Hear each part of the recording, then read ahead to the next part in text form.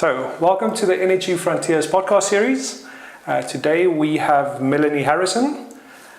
She is the country leader and director of risk advisory for Deloitte Namibia. Melanie, hello. Hi. How are you doing today? I'm well, thank you. It's great to be here today. So, can you tell us a little bit about your role at Deloitte and also your experience in the energy sector? Yes, sure. So I'm the country leader for Deloitte, so that's pretty much the managing partner for Deloitte Namibia. I look after consulting and advisory services at Deloitte for Deloitte Namibia. I've been at Deloitte for 15 years. I work in all sectors, but I also worked at De Beers Marine Namibia for 5 years, so I've got quite a lot of experience in the mining sector, and slowly that transitioned over to oil and gas now as well. But I really do work across all sectors, so telco, financial services, consumer business, public sector, and now obviously energy and resources is quite a big focus area of us. Excellent. So today we're here to speak a little about the industrial baseline survey that you guys did with Total and Shell, and also just to kind of set out a little bit what it's about and what it's set out to achieve. So if you can give us a high-level rundown of what that is. The IBS, the Industrial Baseline Survey, it was commissioned by TotalEnergies and Shell, but it was also done with the support of Ministry of Mines and Energies, which is now mine, and Petrofund as well as NAMCOR. And the whole objective around this IBS was to sort of understand what the lay of the land is in Namibia. So obviously we're pre-FID currently, we don't have an upstream oil and gas industry yet. We're just busy in the appraisal phase still, but hopefully we would have an FID soon, and should that industry come to fruition, what would we need in the country? So it really was to understand what is the current lay of the land in terms of supply chains as well as workforce, to understand what the gaps are and what the country needs to do to increase participation of supply chains, but also so that we can have as much local participation as possible from a workforce perspective. So what are those initiatives that we need to do in order to make sure that Namibia can benefit as much as possible from a local content perspective and as much as possible from the ecosystem and the value chain as possible? So would you say it's a bit of a foundation for how we build Namibia future? 100%. It's a baseline. It's to understand what the baseline is and what we need to do in order to, and also probably to measure going forward how we've improved on that baseline as the years progress. Remember, this industry is also something that there's a lot of core requirements. I mean, health and safety is like a core requirement as well as ethics and compliance. And from a supply chain perspective, what are those things that local organizations need to do in order to even participate in the industry for that matter?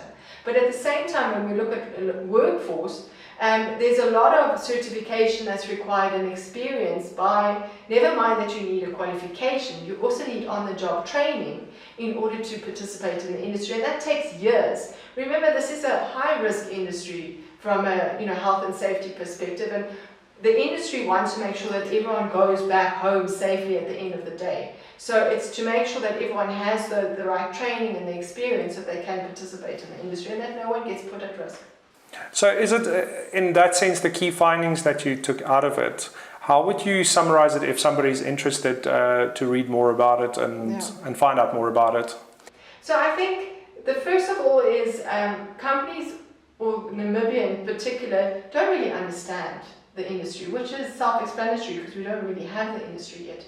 So there's a lot of supply chains that are required throughout the life cycle. When I talk about a life cycle, it's 30 plus years that we're talking about, and at different phases of that life cycle, different supply chains would be required.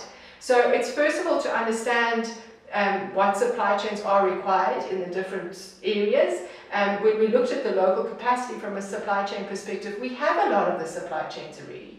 But they just need to, and there was also a lot of the suppliers that we spoke to, they really have a keen interest in working in the industry, but they don't know where they fit. They first of all don't know where they fit, and they don't know what is required for them to uplift themselves so that they can participate in the industry. So the key findings from a supply chain perspective was shown that at least 45% of our supply chains can quite easily participate in the industry. They don't need that much investment in order to participate, but they do need to make sure that they've got the health and safety requirements in place, the health and safety systems, the ethics and compliance systems in place, and where they fit in the different phase of the long journey of such a project. So yeah, like I said, 45% of the supply chains can be easily ramped up. There are a few supply chains that don't exist, especially the technical ones, and there's an opportunity for Namibian supply chains to participate. There might be a lot of investment required, so there obviously needs to be a business case for that. On the workforce side, we found that a lot of the technical jobs, the qualifications are not offered in our universities, which is to be expected. So there is a bit of a skills gap in terms of the technical qualifications. But having said that, there are entities like Petrofund that do sponsor students, as well as a lot of the service industries and oil and gas companies that sponsor students to get that training. And it's really about building the capacity and getting that practical experience so that they can participate within the industry. So there's definitely gaps in the workforce side as well as the supply chain side. And there are some initiatives that need to be driven in order to close those gaps as much as possible. Having said that, normally an IBS is only done after FID. In this scenario, it was done pre-FID, which gives the country even more of a chance to get themselves ready for the industry. So it was done proactively from the oil majors, which I think is a really good thing because it gives us more time. Because I've spoken a lot about the time required to get ready, but it's actually given us more time to get there.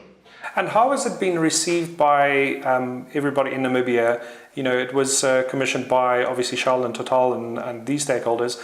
But when you take it into the public sphere, you know, what do people say? Are they interested by it? You know, the information that it holds, is it something that has like a little bit of a light bulb moment for people where they go, okay, cool, this is a roadmap I can follow. And also, you know, when we speak about the different organizations and, you know, suppliers, what we find is that people are very hungry for knowledge. You know, that's through all stakeholders, including just, you know, young people. Yeah. So how's the reception been, and is there anything that you think, if you were to do it again, how you would kind of also grow it and roll it out? I think it has been taken up quite well. It has helped also with a bit of that awareness in terms of the life cycle of a typical upstream oil and gas project and what is required. So it did help with that initial understanding. I presented it at numerous platforms, and I think a lot of people have said the second or the third time they heard it, they even, you know, learned new stuff.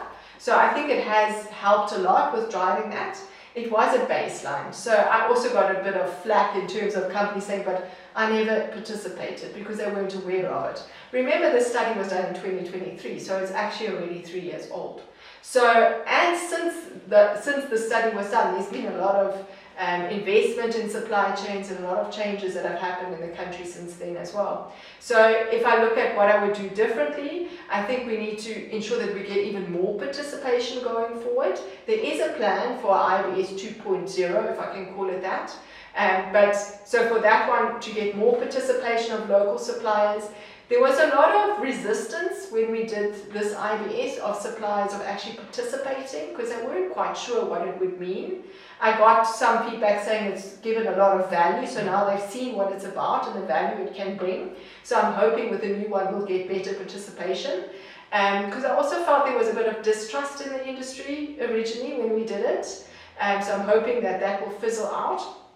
So more participation would be good, and also participation across the country. So, you know, from north to south, east to west, as far as possible that we can get participation.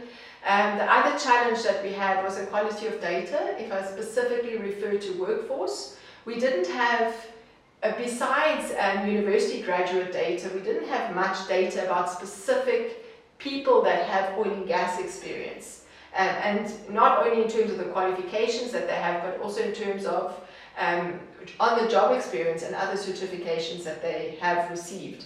So I'm hoping now with Petrofund's database and some other databases, we can supplement that data and have better data in terms of, you know, who is ready for the industry from a workforce perspective already. It does make it sometimes challenging, and even if we look at the NSI, yes, we had recently our census data released, but we didn't have data like that for a number of years before that. I mean, even the labor data, the previous one was 2018, which is pre-COVID even.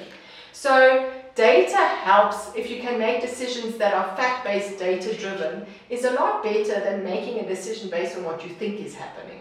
So having data to support decisions and having fact-based then decision-making, I think it's a game changer. And it's really, really important. And you can actually make proper, we call calculated risks or calculated decisions. But how do you take a calculated decision if you don't have a baseline that you're working with? So, you know, for me, I think a survey like this, I haven't seen similar surveys being done in other industries. When we did the survey, I got some comments from the mining industry saying we should actually do something similar for mining, and actually for any sector for that matter. So it is actually really important to have that baseline, and then to build on the baseline as well as we go along to see has it improved, have we been successful in our initiatives and those type of things. So long and short, I think it's very valuable, and I think we should be doing more similar type of things in other industries. So you mentioned all the challenges and, you know, possibly a few surprises in there as well. After having done the IBS, what do you find was the most interesting kind of facts and figures that came out of it for you in your role? So I spoke about the workforce and the supply chain a lot, but what we also did speak to stakeholders was about the challenges and the expectations of the industry. Although they're very aligned, I think what I've realized is our country is all on the same page. We all want to experience, we want to make sure that this industry benefits our country as much as possible. And we're very fully aware of the challenges of the industry, but it would be nice to see that we can really sort of unpack those challenges and try and mitigate them as far as possible. But I think that the major impact that I saw was the economic impact piece that we did in the IBS. So we looked at how many jobs would be created, and we also looked at the impact to GDP. And if you look at the impact to GDP, it's actually quite significant.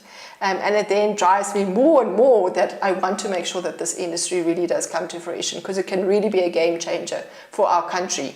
And we looked at the different scenarios from one upstream project or one FPSO. I know some of these terms are a bit technical, but so we looked at one upstream project, and we looked at another scenario of 4 upstream projects coming online at different times. And if we could get to a point where we have even more than 4 projects coming online at different times, we can really create a sustainable, really good contribution to our GDP for the country. And it could be a complete game changer for this country. On the impact of jobs versus GDP, this is something that a lot of the industry players are saying, listen, don't necessarily focus just on it's going to create X amount of jobs, because, you know, it's not that tangible. Do you think it's maybe an area that one looks more at the impact on GDP rather than specifically saying it's going to create X amount of jobs? Yeah, so if we look at the job creation, yes, the direct jobs that it will create, on the numbers aren't great. They're not very significant. Indirect and induced jobs that it would create is more. But if we look at the GDP, I mean, that's money that comes to our government coffers. And pending what the government does with that money, they can really use that money to uplift infrastructure, use that money to invest in agriculture or in tourism and other industries that are high job creators. So it's really about what is going to happen with that revenue that gets created by this industry, and whatever happens with that revenue, and if it gets invested correctly within the country, I think it can have a significant impact even on job creation. So it is an effect that it will have on all industries. It's not just looking at what the money is used for. So it's not just looking at the oil and gas industry. It's basically looking at that and saying, okay, you know, hospitality, like you say, even something like mining, everything else, agriculture, fishing, all of it will be impacted by it for a positive, of course. It could be, yes.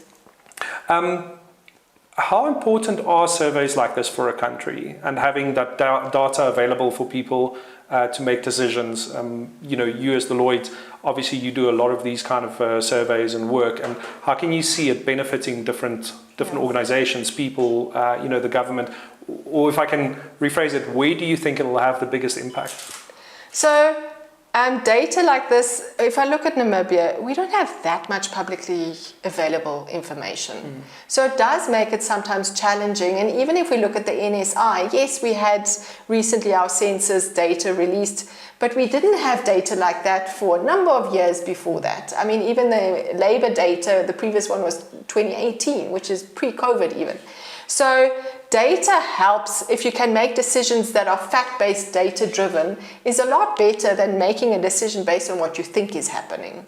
So having data to support decisions and having fact-based then decision-making, I think it's a game changer, and it's really, really important. And you can actually make proper, we call calculated risks or calculated decisions, but how do you take a calculated decision if you don't have a baseline that you're working with? So, for me, I think a survey like this, I haven't seen similar surveys being done in other industries. When we did the survey, I got some comments from the mining industry saying we should actually do something similar for mining, and actually for any sector for that matter. So it is actually really important to have that baseline, and then to build on the baseline as well as we go along to see, has it improved, have we been successful in our initiatives, and those type of things. So long and short, I think it's very valuable, and I think we should be doing more similar type of things in other industries. This baseline survey, you mentioned that usually one would only do this after FID. Is the decision to do it before the investment decisions, does it come from experience of the organizations in other countries, where, in other parts of the world where they realize that something like this had to be done? Or is it really just the first, looking at Namibia and how we do things to figure out how Namibia would do it? I think it was trying to be proactive to help the country. The other IBSs that I've seen have almost all been done after FID. So I haven't really seen many being done pre-FID. The challenge with doing something like this pre-FID is you don't have demand data. So that's why it was assumption based, and we used the one upstream project versus the 4 upstream project scenario. Because after FID you've got the proper demand data, but pre-FID you don't necessarily have that. So that's why it's actually better to do it after FID. So that's why the demand part was a bit of a challenge. But having said that, it is really just to be proactive and help the country. And like I said, I haven't really seen other countries doing it this way as well. If, all the points that's been raised, everything from local participation, towards investment decisions, what do you think, how can organizations and companies use this, and have they used it where you can say, okay, this is a way that they can use it for a roadmap of their own? Looking at suppliers, the recent supply days that the IOCs are having, and some of the larger organizations, the idea is that Namibians understand what's coming, and how they can prepare themselves through this. So what would you say are some of the parts that Namibians should really look at, smaller organizations, or let's say tier 2 and 3 suppliers? Understand what's coming, and how they can prepare themselves through this. So what would you say are some of the parts that Namibians should really look at, small organizations, or let's say tier 2 and 3 suppliers? Yeah. So firstly, if you look at the supplier assessment done, it's to look at where does your organization fit in those different, because we use about 44 different categories. So where does your organization fit, and how did we plot not your organization, but your supply chain? And how did we plot you? Because we plotted the supply chains based on quantity, so how much quantity they can supply, as well as compliance with standards. When we talk about compliance with standards, it's HSSE compliance, it's whether you've done any work in large projects or oil and gas projects previously, whether it now be in the appraisal phase. So we plotted against those 2 areas. And then we looked at what are those that are quick wins that can be ramped up quite quickly, and which ones are those which will need a bit more investment. So really to look at your industry that you're in, and where do you plot, and then based on that, if you see, okay, fine, this is a supply chain that there's not enough of, maybe to go speak to the tier 1 subcontractors or the oil majors to find out what do they need. And to make sure that you get, well, first of all, you need to want to participate in the industry, but then to find out what you need to put in place in order to participate in the industry. Because obviously you need to ramp yourself up in terms of your systems in place, your standards, your policies, etc. And I think it's also, we need to be curious about the industry. So yes, we do try with these little tidbits, the IBS as well as supply days, and there's been a lot of trying to help create awareness and understanding of the industry. But I think there's a bit of curiosity and self-awareness also required in trying to find out, what do I need to do for my organization. And it's important that suppliers don't go and say, okay, I want to do this supply chain, that supply chain, that supply chain, that supply, and I can do all of them, because you can't do all of them. So you need to really decide where do you want to play, and then try and unpack that as far as possible, because in some instances financing will be, actually many instances financing will be required. So where are you going to get that financing from? Go speak to the commercial banks, go speak to development bank, go speak to where the different opportunities are where you can get financing, because that is a challenge, so that you can participate. So, and also the problem at the moment, while we're pre-FID, you don't really want to invest too much money in now and then not be guaranteed that you'll get a contract later. So there's two things. You need to position yourself so that you are aware of the procurement processes, so that when they come out you actually see it, but at the same time make sure you've got everything that you need to have in place that you can participate in the procurement. So there's actually quite a lot that needs to be done, but a lot of it is also research on your own, to see what you need to do in order to participate. So a company who's interested, instead of going like, I'm just going to shotgun approach, do everything, it is important to look at what you're currently doing. Correct. And then see what how you're good at. How you can then fit into the industry, rather than going, I'm just going to try and break into the industry in Correct. that sense. Correct. Because I guess also then, if you are already within something that you're doing, it's easier to then get into the whole procurement process as well. Yes. And one also needs to understand how this industry operates. So you've got your oil majors, they contract the service companies, in which we talk about the tier 1 contractors. The tier 1 contractors, you need to do a bit of research to find out who are these tier 1 contractors, because they specialize in different things. Then the tier 1 contractors work contracting tier 2 contractors and tier 3 contractors, and it gets more local as we go down. But you need to understand that it doesn't help to go and knock on Shell and Total and Gulp and their doors the whole time, because they're actually going to contract in tier 1 contractors. So you need to find out who the likes of who's Baker Hughes, Halliburton, Subsea 7, Schlumberger, all of those, and there's quite a few, to understand who are these service companies that we need to be speaking to and building relationships with. So it's not that there's a specific focus area, it's just you as a supplier or potential supplier need to look at the entire picture and kind of find out where you fit into it. Correct, and it needs to be focused on what you're good at, because you must then embark on what you're good at and expand that, instead of going into avenues which you don't have experience in. And as Deloitte, do you hope to continue within this industry, doing more research, doing more work within it? Yes, so definitely. There is talks about an IVS 2.0. It doesn't necessarily mean that Deloitte will do it, but there is talks about that. As Deloitte, we do a lot of work in the tax space already for the industry, and also with financial statements and helping with accounting and payroll and those type of things. So we do a lot of services already for the industry, and there's obviously a lot more that we can even do. So we will definitely continue with the industry in different avenues.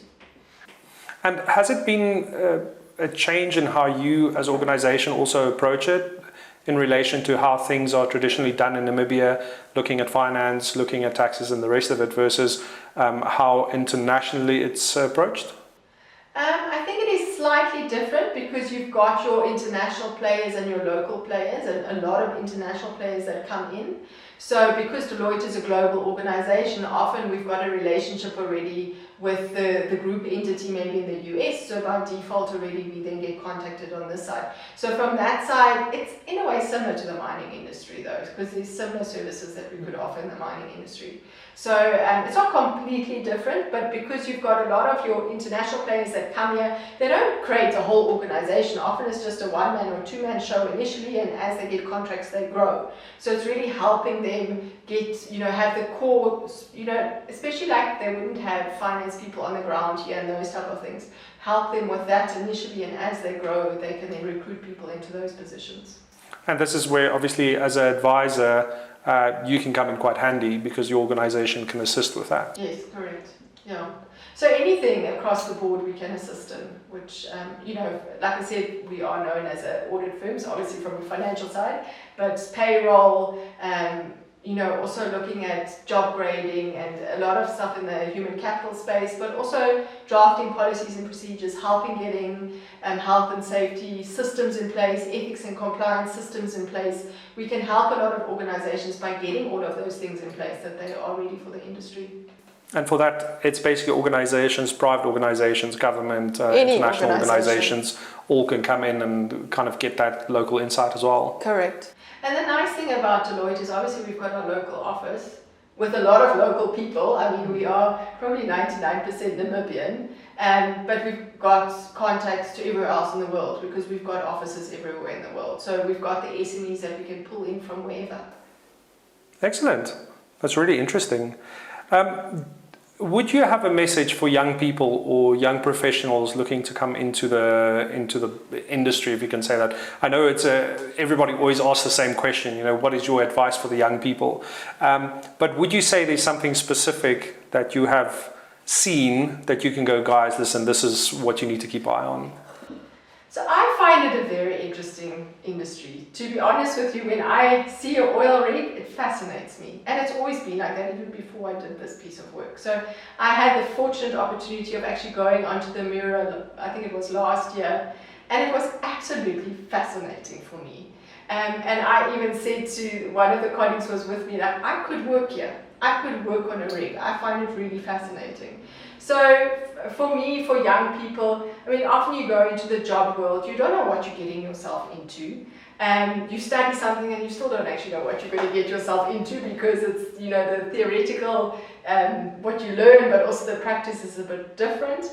It's about being curious, understand, or do a bit to understand what the industry is about and see whether it aligns with your values and with what you want to do. And if you can, try and get an opportunity as an intern or something like that to get a bit of practical experience to see if that's really what you want to do. And then if you found that's what you want to do, go all out and make it happen. Get those certifications that you need to get, whatever qualifications you need to get, the experience, knock on doors, don't stop knocking on doors. I know from my perspective, when I see, because we take on a lot of juniors, we take on a lot of interns, our organization is driven through, training people up and then eventually they go out to market as well. But I really find when people have energy and passion, and even when they irritate you and don't stop asking, those are the people that I want. Those are the people that I find have the passion and will be successful because they really are driven. So it's really about making sure that you are passionate or create that passion if you don't have it, and making sure that that's what you want to do and then go for it all out. Because there's also, when you're studying, you might be studying something, but when you get into the industry or you start getting into different industries, there might be something you didn't even know existed. Correct. That kind of piques your interest and you go like, oh, I can do this. Yes. And of course, at any time you can change or upskill. And this is the wonderful thing about the industry. It's so unknown to us as Namibians. That there's so much to learn and dig in, like from basically, as you said, being on a rig, being able to go up there and say like, oh, wow, this is, everything from underwater pilots to, basically, yeah, it's amazing. And I think also people mustn't think, oh, I'm studying accounting, I won't be required for the industry, or I'm studying IT, I won't be required. You need to realize that everyone has their place. It's the same with the suppliers. When one of the challenges we had initially with the IBS is a lot of suppliers and said, but why would you need aggregates and sand? Why would I be required? They didn't understand where they fitted in the supply chain. Everything would be required, sometimes even from an indirect or induced space. So even for people that are studying something, somewhere along the line, your skill will probably be required. But it's just about going and understanding, okay, where can I fit in? If you're very passionate about what you do, say now it's marketing, how would I fit into the industry and what do I need to do to get into the industry? So don't automatically think, oh, I'm studying something that the industry doesn't require. And this is where something like the baseline survey opens that little door and people can have a look into the industry and say, okay, there's all these different facets to it. Let me get interested and let me get into it. Correct. Because it does even give, I think we've got about 128 different jobs that we identified. And of that, if I was speaking correctly, about 75 qualifications. It does give us a bit of an insight in terms of what type of jobs and qualifications they would be required. That's really interesting. Melanie, thank you very much for your time. It's a pleasure, and thank you for having me. And you're the first guest on our podcast. Oh, awesome. Yes. So hopefully, we can have you back at another time. And of course, the beautiful thing is that there are organizations, Namibian organizations, that actually, have this knowledge and can bring this knowledge out to Namibia. Yes, 100%. Thank Excellent. you. Thank you for your time. Great. Always nice to chat to you. Likewise.